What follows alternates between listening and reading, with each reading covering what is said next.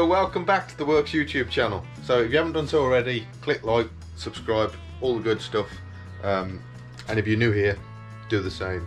So predominantly this video is back on the Triumph. So I'm going to be putting the engine back in the frame, or the frame on the engine as it pertains in this kind of setup. So if you haven't seen my other video, yep, I bought some racking and I now have stuff stacked up quite nice and reasonably neatly, but at least it's not all over the floor. So yeah, if I can get the engine in the frame, at least then I gain this bit of floor space back. So yeah, that's what we're going to be doing today. Nothing else, Lewis. Yeah, so there's a couple of exciting things. Say exciting. I've got to prep the Harley for the MOT. So I'm going to do a quick video on that probably tomorrow for Sunday. I'm going to book the MOT for Friday this week. So that needs doing because it's lapsed and I didn't realise. And also there is a very interesting project that I'm starting up. I know a lot of you guys are waiting for the C15 project to kind of kick off again, but my dear friend hasn't bought parts still, so till he does, we're on hold. But another friend happens to have a T140V from 1978 that he needs to rebuild for his father-in-law, and he's going to send me some bits, and he's also going to do me some video of the bike, which I'll probably narrate over and just go over it and what we're planning to do. So yeah, something very interesting for the channel, just a bit extra. And I'm also planning on getting some of the MG stuff on here, in lieu of the change in the lockdown situation that's pending, providing that goes ahead. But yeah, without further ado, let's crack on and get the engine in the frame.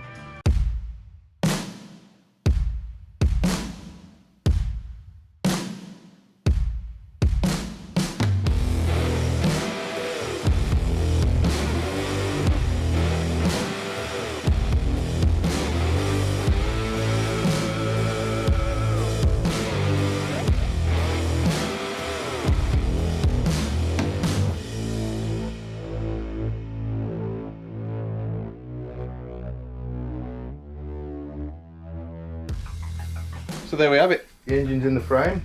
It's really that simple, 2 bolts and it's pretty much mocked up. Now obviously there are more bolts that hold the engine to the bike, some of which are located in the lower frame rails, which are on the shelf there. Now they require some prep, painting and various other things, and will be fitted once the bike's back on its wheels. I've got some other brackets to put in and fit, as well as getting swing on it. So next task is to get the front end on. So I'll get the yokes, shelf there, really liking them in shelves. Yeah, we'll get them off the shelf and on the bike, and we'll try the forks in for the first time. So let's crack on.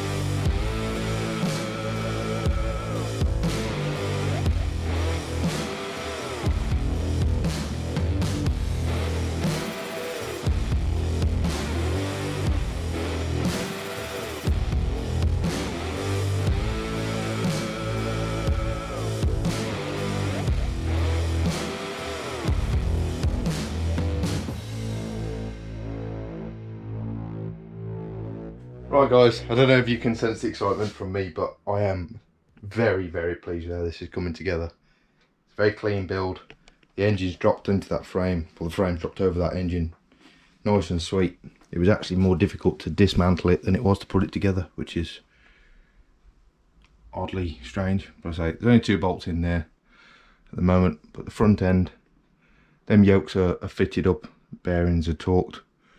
I've got these bolts to replace. Wait for the new bolts to turn up, but that's just kind of mocked in place. I need to do something about this. The finish isn't great, so I'll either replace that or probably paint it up. But the top yoke's got to come off anyway to fit the headlight once the brackets turn up. But I just wanted to see where we're ending up, and for me, I am very, very pleased. That front end looks beastie on there. I mean, I love my Thruxton, but it just pales in comparison. This might be a modification needed for the Thruxton, I think, because that looks absolutely stunning. Very happy with the paint finish on the frame as well. For a quick out the can job to get me on the road and see how we get on with this season. So I may, undecided, but we'll see how we get on with this. But if I absolutely fall in love with this bike once it's together, it may come apart again next winter for a full powder coat and fettle of anything else that we think needs changing. But primarily, so we're going for a aluminium swing arm in the back of this, custom length to suit the Olin shocks that I've got as well. So I need to get the bike into a rolling chassis for them. They want the original swing arm, original wheel, that they will then base off that geometry to make sure it's absolutely spot on. So I'm in talks with that company. That'll be in the next few weeks, I think. So hopefully, if this lockdown's lifted, we can get up there and have a chat with them about it and kind of film their process and get a little bit of an insight into what they do. And hopefully, if any of you guys are looking for an aluminium swing arm for a Bonnie, it might be a company that is in England that can do it at a reasonable price. But yeah, and that's it for this video, guys. Click like, subscribe, and yeah, I'm gonna get washed up now. Take it easy.